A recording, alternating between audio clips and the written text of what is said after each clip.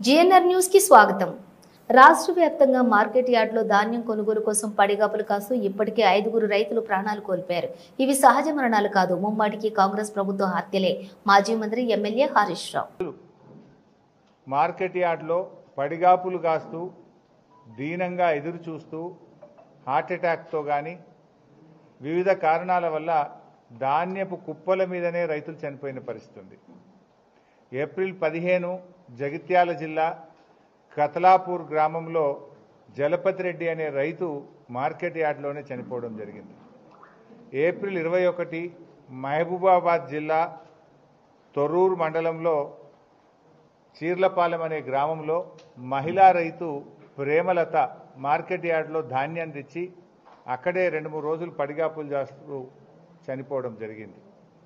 April 26 Siddipet జిల్లా చేర్యాల మండలంలో ఆకునూరు గ్రామంలో హనుమయ్య అనే రైతు వడ్ల కుప్ప మీదనే ఆకునూరు గ్రామం చేర్యాల మండలం సిద్దిపేట జిల్లాలో చనిపోవడం జరిగింది.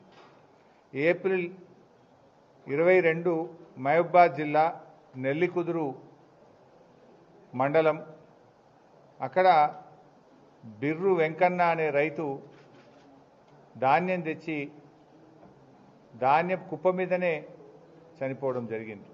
ఇట్లా చాలామంది రైతులు, అంటే ఇవి నిజంగా ఇవి నార్మల్ డెత్స్ కావు, ప్రభుత్వ నిర్లక్ష్యం వల్ల జరిగినటువంటి చావులు. ఒక రకంగా చెప్పాలంటే ఇవి ప్రభుత్వ హత్యలు. రైతులు ఇవాళ ఇట్లా చనిపోతున్నా ఈ ప్రభుత్వానికి చీమ కుట్టినట్టు కూడా లేదు. అందాల పోటీల మీద ఉన్న శ్రద్ధ రైతుల మీద లేకపోవడం సిగ్గుచేటు.